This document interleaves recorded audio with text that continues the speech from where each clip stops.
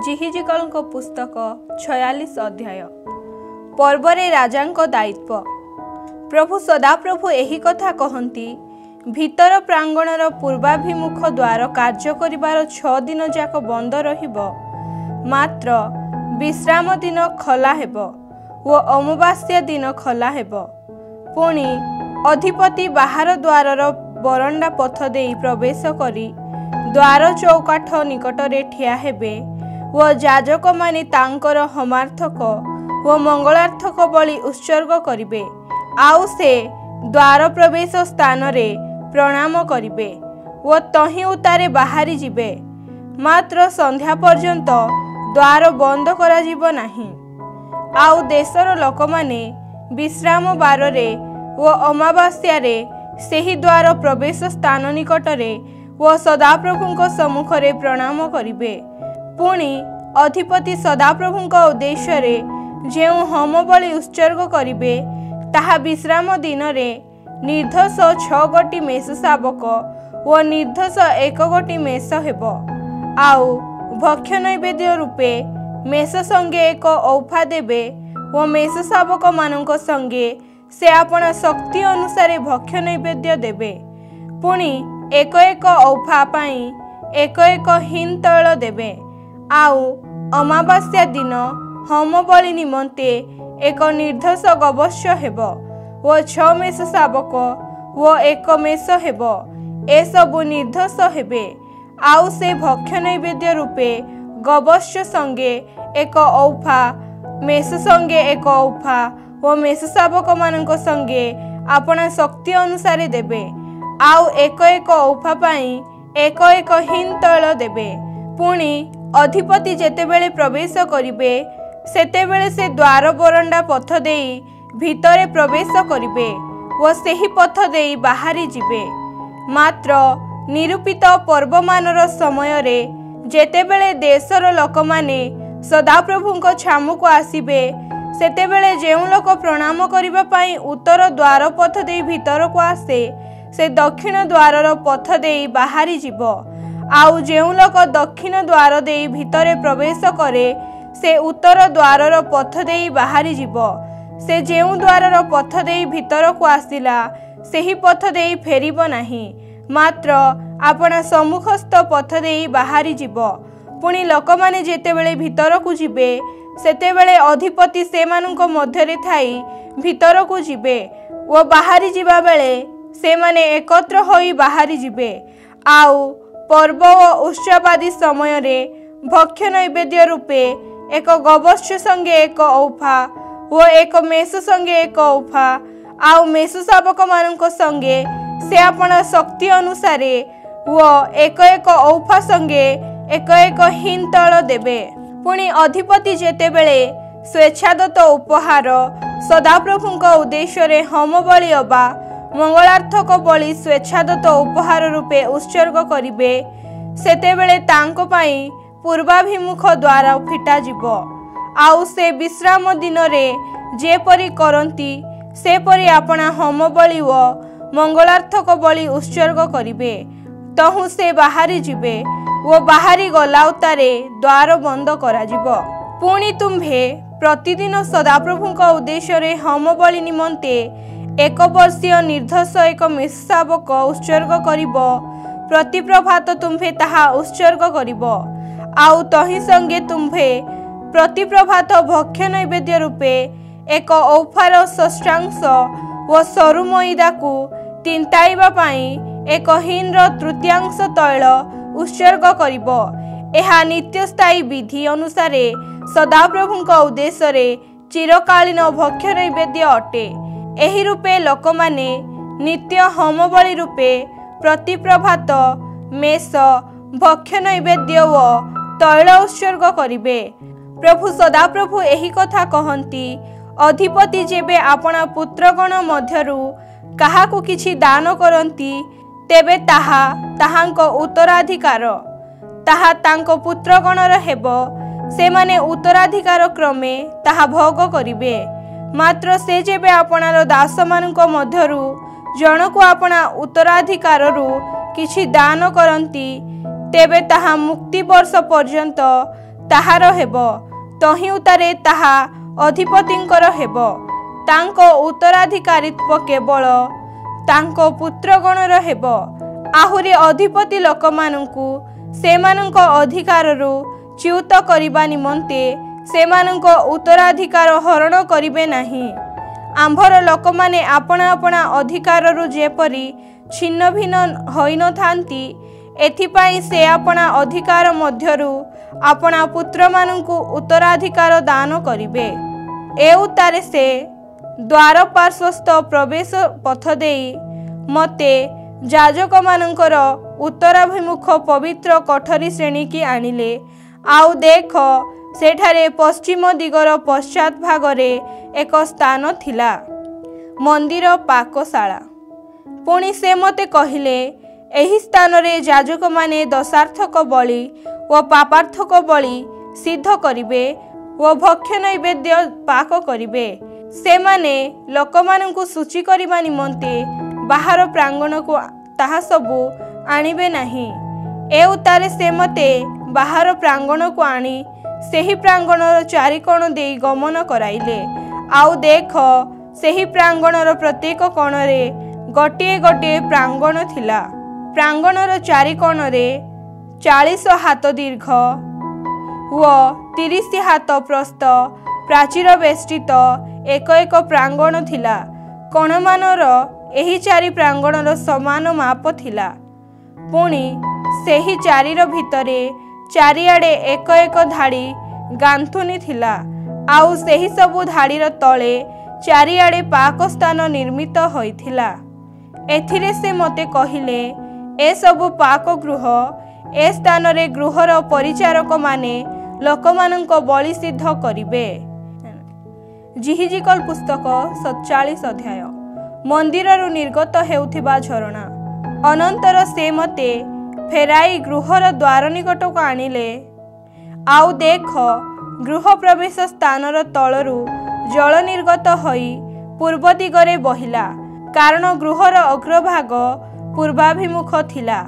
ଆଉ ସେହି ଜଳ ତଳରୁ ଗୃହର ଦକ୍ଷିଣ ପାର୍ଶ୍ୱ ଦେଇ ଯଜ୍ଞବେଦୀର ଦକ୍ଷିଣ ଦିଗରେ ବହିଲା। ତେବେ ସେ ମୋତେ ଉତ୍ତର ଦ୍ୱାରର ପଥ ଦେଇ ବାହାର କରାଇ ଆଣିଲେ।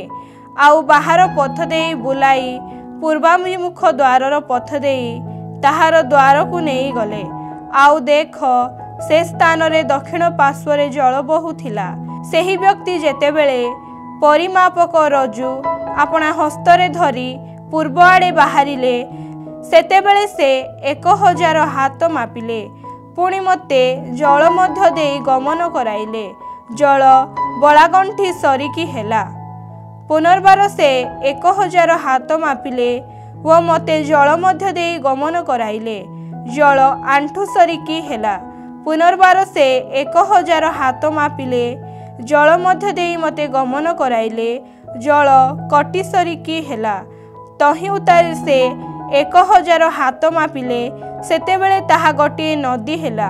ମୁଁ ତହିଁ ମଧ୍ୟ ଦେଇ ଗମନ କରିପାରିଲି ନାହିଁ, କାରଣ ଜଳ ବଢ଼ି ଉଠିଥିଲା। ତାହା ପହଁରିବା ଭଳି ଜଳ ପାର ହେବାକୁ ଅଗମ୍ୟ ନଦୀ ହୋଇଥିଲା। ପୁଣି ସେ ମୋତେ କହିଲେ, ହେ ମନୁଷ୍ୟ ସନ୍ତାନ, ତୁମ୍ଭେ କି ଏହା ଦେଖିଲ?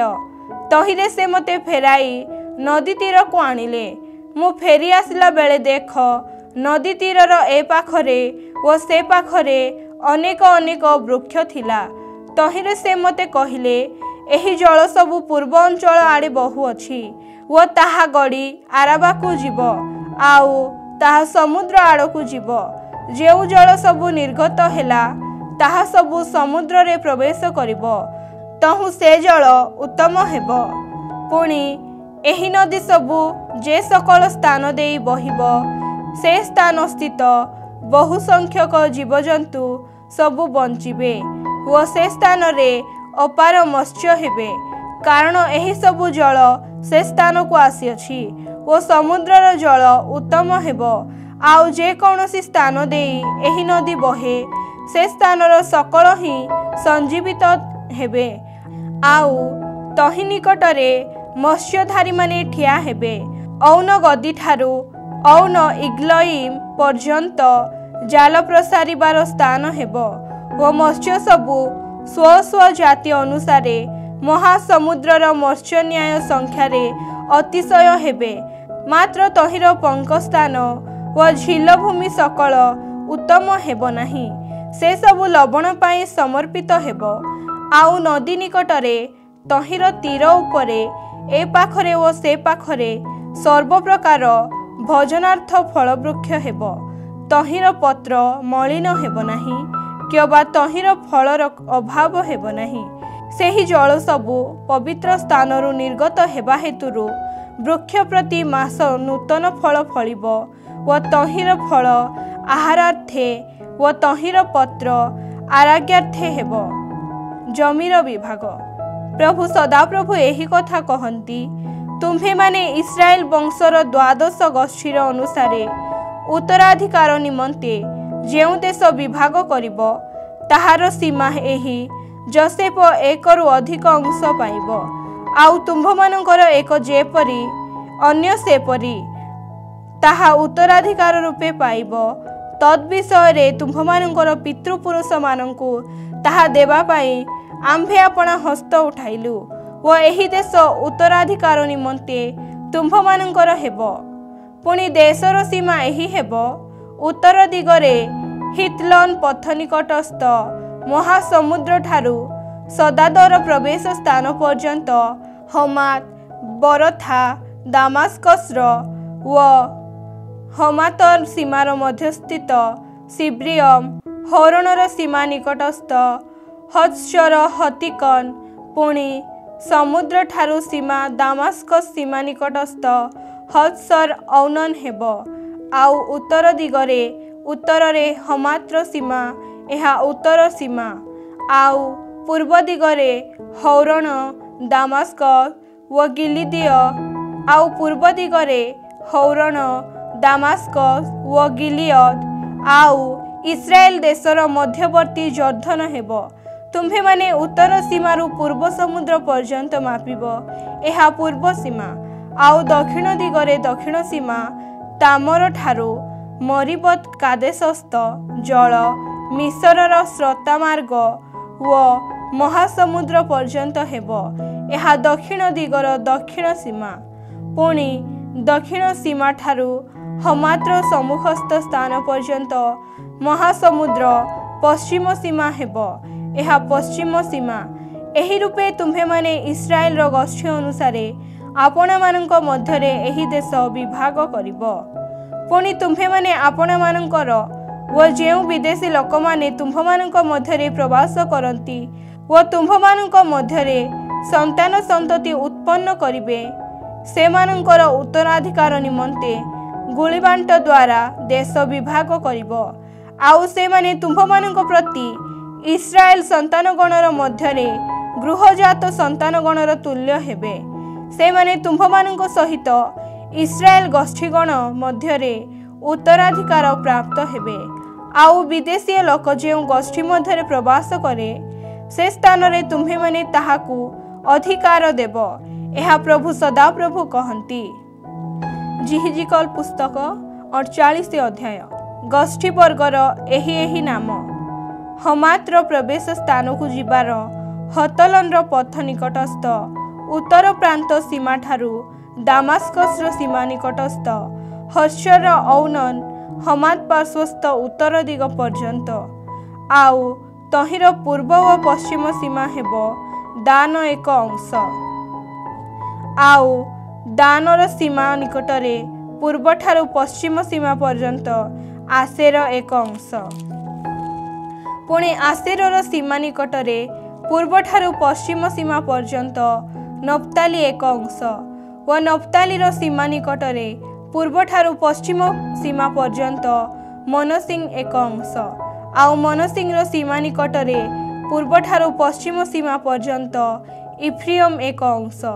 इफ्रियमर सीमा निकटरे पूर्व ठारू पश्चिम सीमा पर्यंत रुबेन एक अंश। आउ रुबेनर सीमा निकटरे पूर्व ठारू पश्चिम सीमा पर्यंत जिहुदा एक अंश। पुणी जिहुदार सीमा निकटरे पूर्व ठारू पश्चिम सीमा पर्यंत तुम्भमानंकर दत्त उपहार भूमि रहिब। ताहा प्रस्तर रे 25,000 नळ ଓ ପୂର୍ବଠାରୁ ପଶ୍ଚିମ ସୀମା ପର୍ଯ୍ୟନ୍ତ ଦୀର୍ଘତାରେ ଅନ୍ୟାନ୍ୟ ଅଂଶର ସମାନ ହେବ। ପୁଣି ତହିଁରେ ମଧ୍ୟସ୍ଥାନରେ ଧର୍ମଧାମ ହେବ। ତୁମ୍ଭେମାନେ ସଦାପ୍ରଭୁଙ୍କ ଉଦ୍ଦେଶ୍ୟରେ ଯେଉଁ ଉପହାର ଭୂମି ନିବେଦନ କରିବ ତାହା ଦୀର୍ଘରେ 25,000 ଓ ପ୍ରସ୍ତରରେ 10,000 ନଳ ହେବ। ସେହି ପବିତ୍ର ଉପହାର ଭୂମି ଏମାନଙ୍କ ପାଇଁ ଅର୍ଥାତ୍ ଯାଜକମାନଙ୍କ ପାଇଁ ହେବ। ତାହା ଉତ୍ତର ଆଡ଼େ 25,000 ନଳ ଦୀର୍ଘ ଓ ପଶ୍ଚିମ ଆଡ଼େ 10,000 ନଳ ପ୍ରସ୍ତ, ପୂର୍ବ ଆଡ଼େ 10,000 ନଳ ପ୍ରସ୍ତ ଓ ଦକ୍ଷିଣ ଆଡ଼େ 25,000 ନଳ ଦୀର୍ଘ ହେବ। ତହିଁର ମଧ୍ୟସ୍ଥାନରେ ସଦାପ୍ରଭୁଙ୍କର ଧର୍ମଧାମ ହେବ। ତାହା ସାଧକର ସନ୍ତାନଗଣ ମଧ୍ୟରୁ ପବିତ୍ରୀକୃତ ଯାଜକମାନଙ୍କ ନିମନ୍ତେ ହେବ। ସେମାନେ ଆମ୍ଭର ରକ୍ଷଣୀୟ ରକ୍ଷା କରିଅଛନ୍ତି। ଇସ୍ରାଏଲ ସନ୍ତାନଗଣ ବିପଥଗାମୀ ହେବା ସମୟରେ ଲେବୀୟମାନେ ଯେପରି ବିପଥଗାମୀ ହେଲେ ସେମାନେ ସେପରି ବିପଥଗାମୀ ହେଲେ ନାହିଁ। ଲେବୀୟମାନଙ୍କ ସୀମା ନିକଟସ୍ଥ ଦେଶର ଉପହାର ଭୂମିରୁ ସେମାନେ ଉପହାର ଭୂମି ପାଇବେ। ତାହା ମହାପବିତ୍ର ହେବ। ଆଉ ଯାଜକମାନଙ୍କର ସୀମା ଅନୁସାରେ ଲେବୀୟମାନେ 25,000 ନଳ ଦୀର୍ଘ ଓ 10,000 ନଳ ପ୍ରସ୍ତ ଭୂମି ପାଇବେ। ସମୁଦାୟ ଭୂମିର ଦୀର୍ଘତା 25,000 ଓ ପ୍ରସ୍ତ 10,000 ନଳ ହେବ। ପୁଣି ସେମାନେ ସେହି ଭୂମିରୁ କିଛି ବିକ୍ରୟ କରିବେ ନାହିଁ କିମ୍ବା ତାହା ପରିବର୍ତ୍ତନ କରିବେ ନାହିଁ, ଅଥବା ଦେଶର ପ୍ରଥମଜାତ ଫଳ ହସ୍ତାନ୍ତରିତ ହେବ ନାହିଁ, କାରଣ ତାହା ସଦାପ୍ରଭୁଙ୍କ ଉଦ୍ଦେଶ୍ୟରେ ପବିତ୍ର ଅଟେ। ଆଉ 25,000 ନଳ ଭୂମିର ସମ୍ମୁଖରେ ପ୍ରସ୍ତ ପରିମାଣରେ ଯେଉଁ 5,000 ନଳ ଅବଶିଷ୍ଟ ରହେ ତାହା ସାଧାରଣ ବ୍ୟବହାର, ନଗର, ବସତି ସ୍ଥାନ ଓ ତଳଭୂମି ନିମନ୍ତେ ରହିବ ଓ ନଗର ତହିଁ ମଧ୍ୟ ସ୍ଥାନରେ ହେବ। ପୁଣି ତହିଁର ପରିମାଣ ଏହି ରୂପ ହେବ: ଉତ୍ତର ସୀମା 4,500 ନଳ, ଦକ୍ଷିଣ ସୀମା 4,500, ପୂର୍ବ ସୀମା 4,500 ଓ ପଶ୍ଚିମ ସୀମା 4,500 ନଳ ହେବ। ଆଉ ନଗରର ତଳଭୂମି ରହିବ ଉତ୍ତର ଆଡ଼େ 250 ନଳ, ଦକ୍ଷିଣ ଆଡ଼େ 250, ପୂର୍ବ ଆଡ଼େ 250 ଓ ପଶ୍ଚିମ ଆଡ଼େ 250 ନଳ ଭୂମି ରହିବ। ପୁଣି ପବିତ୍ର ଉପହାର ଭୂମି ଦୀର୍ଘତା ଅନୁସାରେ ଯେଉଁ ଅବଶିଷ୍ଟ ଭୂମି ତାହା ପୂର୍ବ ଆଡ଼େ 10,000 ଓ ପଶ୍ଚିମ ଆଡ଼େ 10,000 ନଳ ହେବ ଓ ତାହା ପବିତ୍ର ଉପହାର ଭୂମିର ସମ୍ମୁଖବର୍ତ୍ତୀ ହେବ ଓ ତଦୁତ୍ପନ୍ନ ଦ୍ରବ୍ୟ ନଗରର ପରିଶ୍ରମକାରୀମାନଙ୍କ ଭକ୍ଷ ନିମନ୍ତେ ହେବ। ଆଉ ଇସ୍ରାଏଲ ଯାବତୀୟ ଗୋଷ୍ଠୀ ମଧ୍ୟରୁ ନଗରରେ ଶ୍ରମିକମାନେ ତାହା କୃଷି କରିବେ। ସମୁଦାୟ ଉପହାର ଭୂମି 25,000 ନଳ ଦୀର୍ଘ ଓ 25,000 ନଳ ପ୍ରସ୍ତ ହେବ। ତୁମ୍ଭେମାନେ ନଗର ଅଧିକାର ସହିତ ଚତୁଷ୍କୋଣ ପବିତ୍ର ଉପହାର ଭୂମି ନିବେଦନ କରିବ। ପୁଣି ପବିତ୍ର ଉପହାର ଭୂମିର ଓ ନଗର ଅଧିକାରର ଏ ପାଖରେ ଓ ସେ ପାଖରେ ଅବଶିଷ୍ଟ ଭୂମି ଅଧିପତିଙ୍କର ହେବ, ଅର୍ଥାତ୍ ଅନ୍ୟାନ୍ୟ ଅଂଶର ଅନୁସାରେ ପୂର୍ବ ସୀମା ଆଡ଼େ 25,000 ନଳ ପରିମିତ ଉପହାର ଭୂମିର ସମ୍ମୁଖସ୍ଥ ଭୂମି ଓ ପଶ୍ଚିମ ଦିଗରେ ପଶ୍ଚିମ ଆଡ଼େ 25,000 ନଳ ପରିମିତ ଭୂମିର ସମ୍ମୁଖସ୍ଥ ଭୂମି ଅଧିପତିମାନଙ୍କର ହେବ। ଆଉ ପବିତ୍ର ଉପହାର ଭୂମି ଓ ଗୃହର ପବିତ୍ର ସ୍ଥାନ ତହିଁର ମଧ୍ୟସ୍ଥିତ ହେବ। ଆହୁରି ଅଧିପତିଙ୍କ ଅଂଶ ମଧ୍ୟସ୍ଥିତ ଲେବୀୟମାନଙ୍କ ଅଧିକାରର ସୀମା ଓ ନଗର ଅଧିକାରର ସୀମାଠାରୁ ଯେଉଁ ଭୂମି ଜିହୁଦା ଓ ବିନ୍ୟାମିନର ସୀମାର ମଧ୍ୟବର୍ତ୍ତୀ ଅଛି ତାହା ଅଧିପତିଙ୍କ ପାଇଁ ହେବ। ଅବଶିଷ୍ଟ ଗୋଷ୍ଠୀମାନଙ୍କ ବିଷୟ ପୂର୍ବ ସୀମାରୁ ପଶ୍ଚିମ ସୀମା ପର୍ଯ୍ୟନ୍ତ ବିନ୍ୟାମିନର ଏକ ଅଂଶ, ବିନ୍ୟାମିନର ସୀମା ନିକଟସ୍ଥ ପୂର୍ବ ସୀମାରୁ ପଶ୍ଚିମ ସୀମା ପର୍ଯ୍ୟନ୍ତ ସିମିୟନର ଏକ ଅଂଶ, ପୁଣି ସିମିୟନର ସୀମା ନିକଟସ୍ଥ ପୂର୍ବ ସୀମାରୁ ପଶ୍ଚିମ ସୀମା ପର୍ଯ୍ୟନ୍ତ ଇସାଖର ଏକ ଅଂଶ। ଆଉ ଇସାଖରର ସୀମା ନିକଟସ୍ଥ ପୂର୍ବ ସୀମାରୁ ପଶ୍ଚିମ ସୀମା ପର୍ଯ୍ୟନ୍ତ ସବୁଲନର ଏକ ଅଂଶ, ସବୁଲନର ସୀମା ନିକଟସ୍ଥ ପୂର୍ବ ସୀମାରୁ ପଶ୍ଚିମ ସୀମା ପର୍ଯ୍ୟନ୍ତ ଗାଦର ଏକ ଅଂଶ, ପୁଣି ଗାଦର ସୀମା ନିକଟସ୍ଥ ଦକ୍ଷିଣ ଆଡ଼େ दक्षिण सीमा निकटरे तामर ठारू मरिबत कादेशस्थ जल पर्यंत अर्थात मिसरर नदी व महासमुद्र पर्यंत देशर सीमा हेब। तुम्हें माने इस्राएल गोष्ठीगणर उत्तराधिकार निमंते जेउ देश गोलीबांट द्वारा विभाग करिब ताहा एही वही सबु सेमानकर भिन्न भिन्न अंश हेब। एहा प्रभु सदाप्रभु कहंती। नगरर द्वार आउ एही सबु नगरर निर्गमन स्थान हेब। उत्तर आड़े 4500 नल परिमित भूमि व नगरर द्वार सकल इस्राएल गोष्ठीगणर नामानुसारे हेब। उत्तर आड़े 3 द्वार हेब अर्थात रुबेनर एक द्वार, जिहुदार एक द्वार, लेवीर एक द्वार। पुणी पूर्व आड़े 4500 नल भूमि व 3 द्वार हेब अर्थात जोसेफर एक द्वार, बिन्यामीनर एक द्वार, दानर एक द्वार। आउ दक्षिण आड़े 4500 नल परिमित भूमि व 3 द्वार हेब। सिमियनर एक द्वार, इसाखरर एक द्वार, सबुलनर एक द्वार। पश्चिम आड़े 4500 नल भूमि व 3 द्वार हेब। गादर एक द्वार, आसेरर एक द्वार, नप्तालीर एक द्वार हेब। चतुर्दिग 18,000 नल परिमित हेब। आउ सदाप्रभु तहि विद्यमान। सेही दिन ठारू नगरर एही नाम हेब।